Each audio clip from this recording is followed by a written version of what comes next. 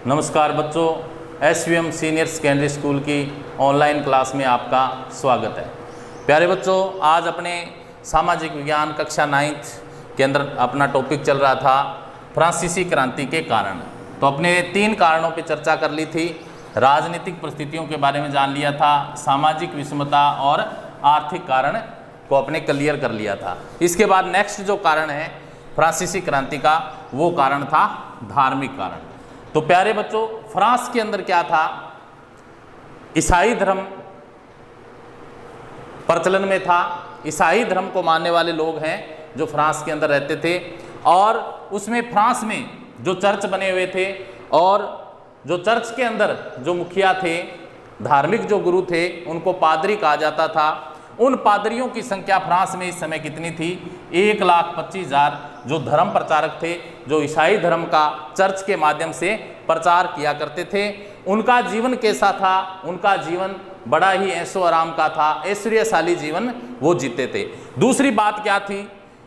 उनके पास क्या थी? जो चर्च बने हुए थे फ्रांस के अंदर, जो धार्मिक स्थान थे, ईसाई धर्म के जो चर्च बने हुए थे, उनके पास अतुल धन संपत्ति थी, यानी धन की उनके पास कोई कमी नहीं थी। एक वर्ग वहीं फ्रांस के अंदर वो था जो जिनके पास क्या है, भोजन की व्यवस्था नहीं थी। यानी पादरियों में, ईसाई धर्म के मानने वाले जो अनुयायी थे, उनमें भी क्या थे? 2 हिस्से थे।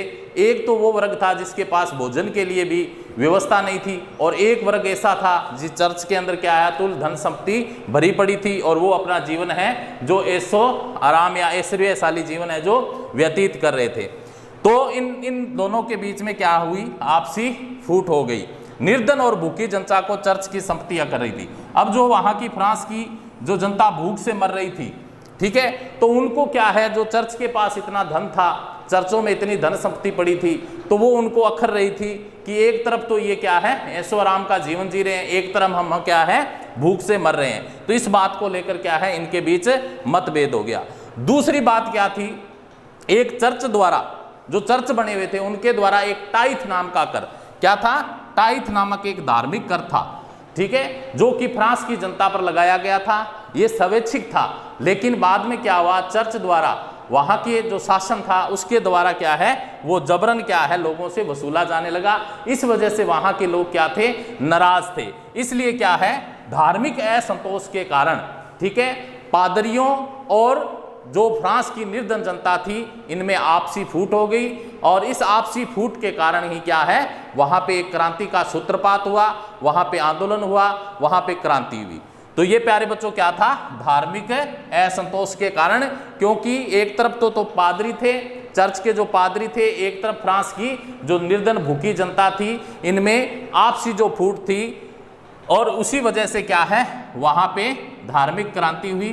तो फ्रांसीसी क्रांति का जो चौथा कारण था, वो क्या था? धार्मिक असंतोष की वजह से वहां पे क्या है, इस क्रांति का सूत्रपात माना गया। इसके बाद में नेक्स्ट अपने चर्चा करते हैं अमेरिकी स्वतंत्रता संग्राम का प्रभाव। यानी दूसरा जो कारण रहा, अमेरिका के अंदर क्या है, वहां भी अमेरिका की जो जनता थी, उसने भी स्वाधीनता के लिए, आजादी के लिए एक संघर्ष हुआ। और उस समय क्या है, फ्रांस के हजारों सैनिक जो कि अमेरिका में इंग्लैंड के विरुद्ध, क्योंकि अमेरिका का जो युद्ध चल रहा था इंग्लैंड के साथ, तो इस वजह से फ्रांस के जो सैनिक गए थे, वो अमेरिका में इंग्लैंड के विरुद्ध लड़ने गए थे।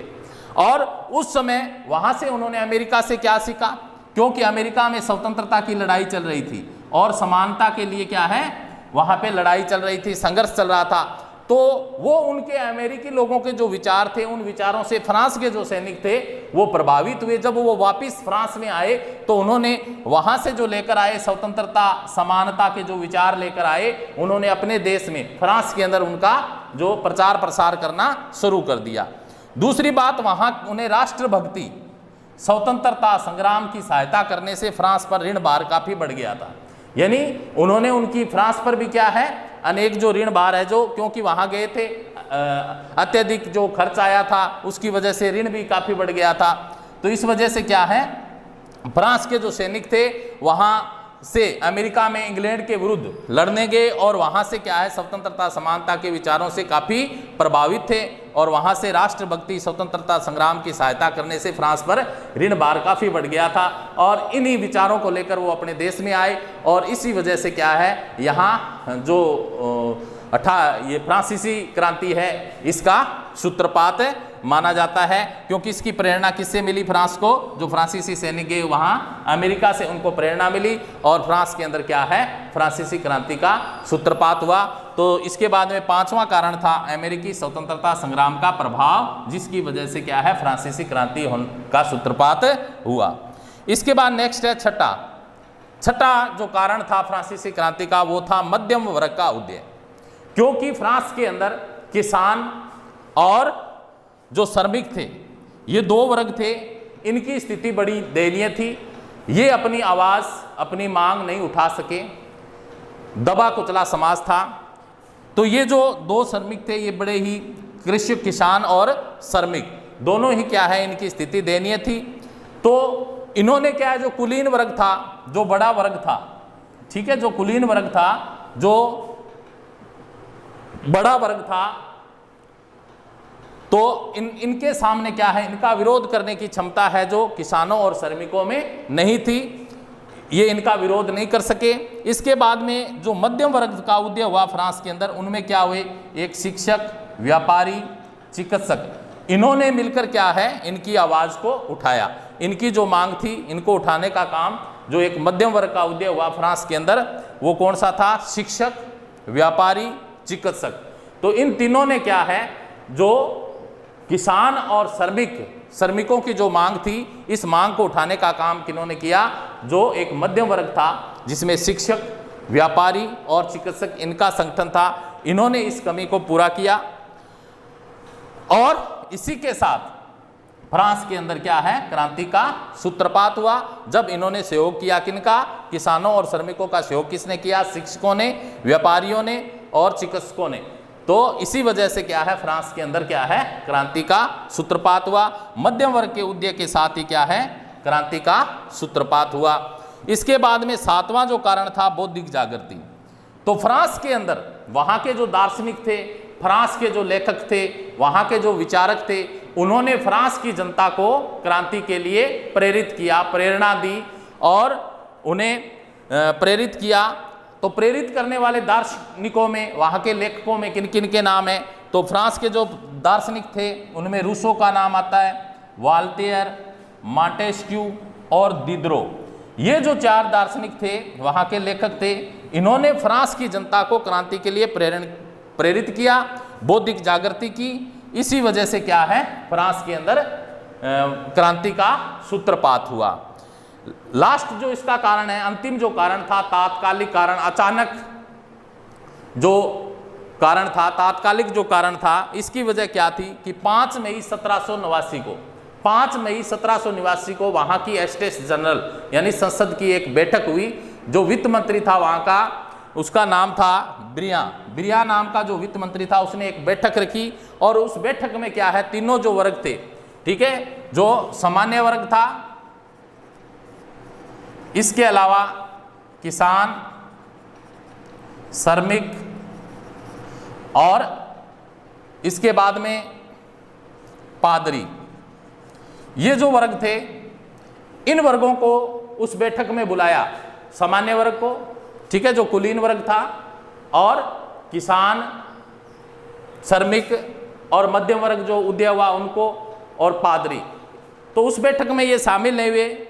जो शोषित समाज था, फ्रांस का जो शोषित और प्रताड़ित समाज था, उसने क्या मांग उठाई?